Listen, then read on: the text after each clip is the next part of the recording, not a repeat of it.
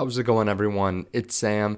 Today we have to talk about crypto because the next leg might be getting ready to drop. We have some big court battles that are being fought right now, and we're starting to see, I think, some relief in a couple assets that I've talked about a lot on the channel. So we're going to talk about all that, including some great Tesla news. If you don't mind hitting the like button and subscribe button, if you've watched these videos before and you haven't already subscribed, I would suggest it. That way you can get the time-sensitive content right when I post it, because this is not quite as time-sensitive as some videos, but some you really should watch as soon as possible. Now, Bitcoin remains unchanged, just at 16,600. We've stayed here for like 11 or 12 days in a row, moving up less than $100, moving down less than $100. Now, though Bitcoin remains pretty much unchanged, there are some smaller cryptocurrencies still in the top 100 that have fallen pretty drastically over the week. The biggest one being Solana, and it's fallen 22% in the last week, 6.3% in the last day. It's almost under $9, or almost at $9. Now, why is this? As I covered, we had Alameda research wallets funnel millions of dollars into crypto mixers overnight, and the fact is, a lot of this, I think a lot of the weakness is not coming necessarily from this $1.7 million. Even if someone were to sell, a couple $1 million over 24 hours, right, with Solana, I don't think it would necessarily drop it this much, but it's the fear that they have more. They're basically looking in the couch cushions and they're pushing it through mixers into different wallets, and it doesn't seem quite like a court proceeding. This is right after Sam Bankman-Fried goes home. So I want to cover this because we covered it yesterday, but also they gave a number, $1.7 million being found and pushed through these coin mixers overnight. It's something that we have to pay attention to, watch, because honestly, if it's Sam Bankman-Fried, it's just disgusting. If it's anyone else from the company that's found access to these wallets, it's terrible. But hopefully it's just the court proceedings. But still, I'd be careful of any of the cryptos that they hold specifically, because maybe they find a wallet that has a significant amount and then dump the token. So at this time, I'm just staying away from any tokens that they could have. Now, Bitcoin and Ethereum, maybe they have some of that, but I think those are large enough, it probably doesn't matter. With that, though, we have so much fear over the FTX proceedings and more crypto being liquidated. I think we also should probably be paying attention to DCG and what's happening with Gemini, because they are obviously in a tough spot. DCG is in a terrible spot after Genesis essentially went bankrupt, and they work with so many different companies providing earn products. Now, one of the companies they work with is Gemini, and the Winklevoss twins are now being sued over their high-yield earn products. So they're facing a class action lawsuit over claims the crypto exchange sold interest-bearing accounts without registering them as securities. In a class action complaint filed by the U.S. District Court for the Southern District of New York on Tuesday, investors accused the company and its founders of fraud and violations of the Exchange Act. Gemini had its own high-yield product called Gemini Earn that offered or allowed customers to deposit their cryptocurrency for interest similar to a bank account, offering returns of 0.45% and 8% on their holdings, depending on the asset.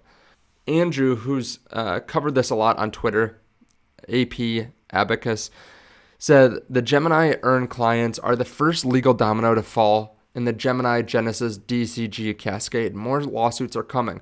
This is headed towards a legal brawl where Gemini and the Winklevoss twins are fighting DCG and Barry. Quickly, Gemini could lead a class action lawsuit against Gemini/DCG. Now, I think that's very possible as well if these two companies start going at it. Obviously, that could cause a lot of sell-offs in crypto, just because there are so many companies that still have used Gemini or have used Genesis and DCG, but maybe haven't fully gone bankrupt yet. But if they knew that they couldn't get their assets back at any time in the future, they might have to go bankrupt.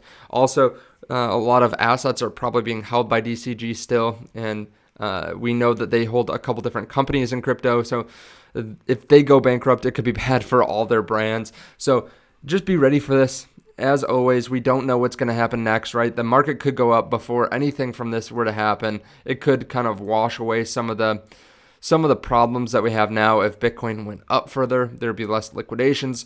Also, we don't know, too, if there's going to be some big buyer, some new narrative. So I would just continue to do whatever you feel comfortable doing. Of course, don't put in money that you can't afford to lose.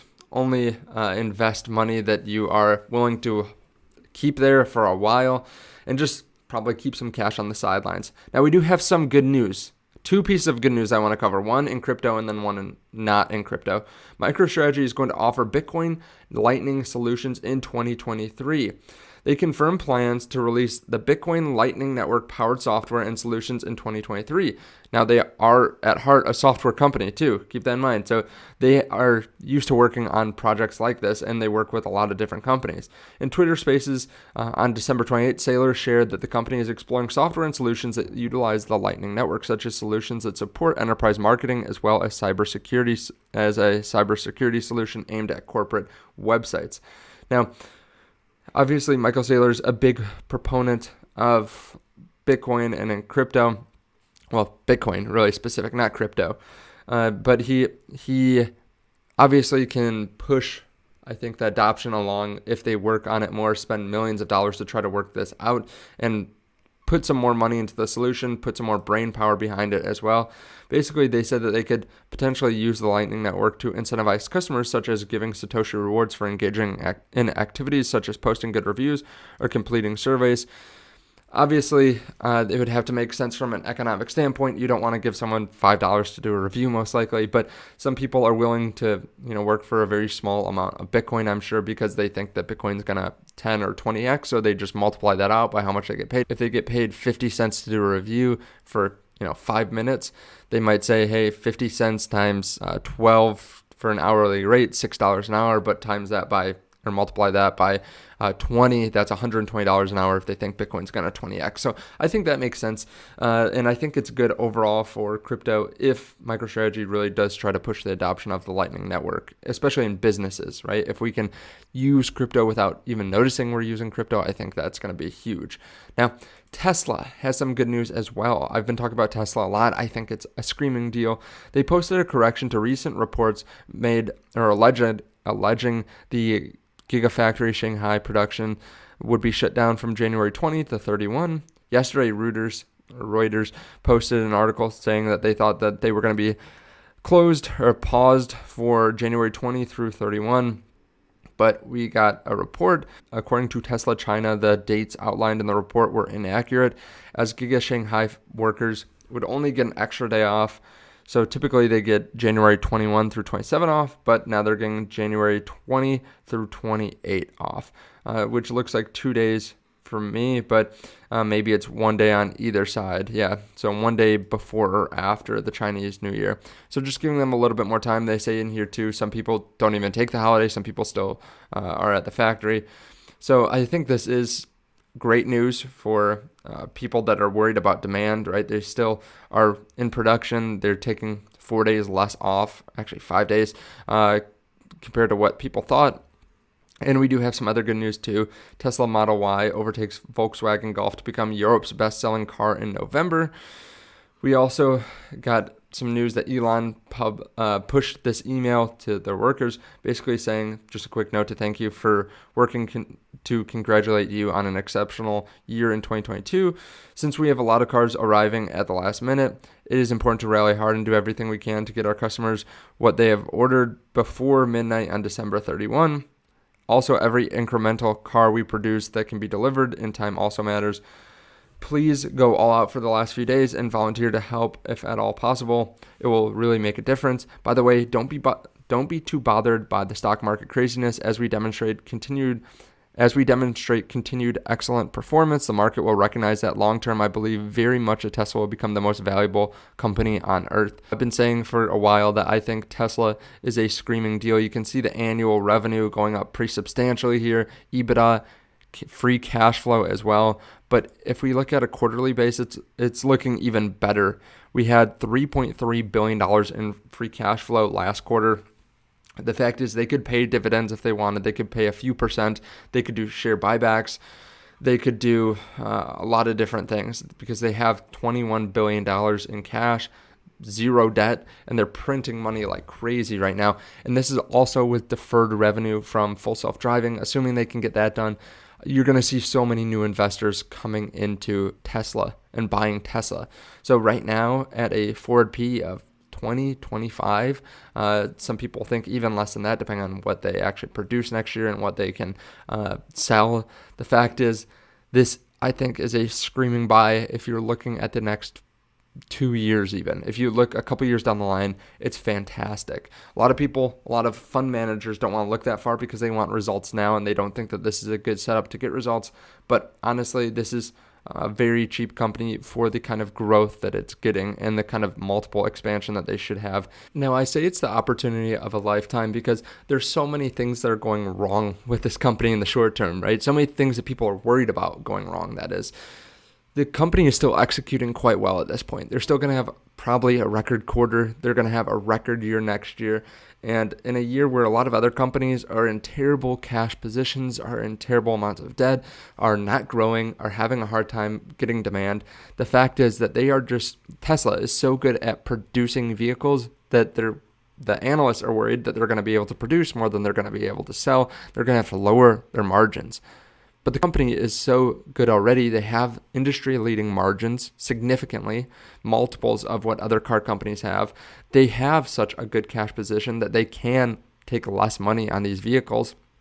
They have other ways of building for the future. So even if they sell their cars at basically no profit right now, if they get full self-driving, which they're working on, they're spending hundreds of millions of dollars a year, I'm sure, trying to really dial this in and trying to figure out exactly what they need to do. The fact is they're further along than everyone else, and if they get there, they will have such a great lead, and they can push that to a lot of their drivers, probably have a much higher take rate on that as well. So when you look at all the different ways that they are growing, the fact is that they are probably the highest growing company at the cheapest multiple in the stock market right now, right? At a forward PE of 25 even, if they grow 50% a year, that's a PEG ratio of 0.5. Under 1 is usually a crazy screaming deal, but at 0.5, that's insane. Now, you could say they're not going to grow 50% next year, especially with the recession. Maybe they're going to have to lower prices, and maybe they won't have the demand that they have this year. Maybe they just go by 40% or 30%. The fact is that's still pretty good because their forward P is actually probably going to be closer to 20 than 25. So 20 with a growth rate of 40% is still 0.5. Even if it's 0.7, 0.8, that's still much better than just about any other company in the market. I mean, let's look at Apple, Google, Amazon. Those companies are growing slower and are also much more expensive, like Google or Apple, right? They're 20 to 25 PE ratio, but they're growing at maybe 10% a year. Now, of course, a lot of people just feel like Tesla is too expensive. I've seen that still now. But when you look at the PE, when you look at the PEG ratios, it doesn't look too expensive. Those people either just don't know what they're talking about. They just hear that's too expensive and that's all they hear. Or they just are stuck in the past. They're stuck back when they weren't producing free cash flow. But now they are. Now they're making tons of money and they're growing this quite substantially. I mean, all of 2021, they had the same free cash flow basically within 100 million or 200 million of what they just made last quarter. And they're going to outpace that this last quarter most likely. So any kind of severe weakness, I'm going to be buying significantly.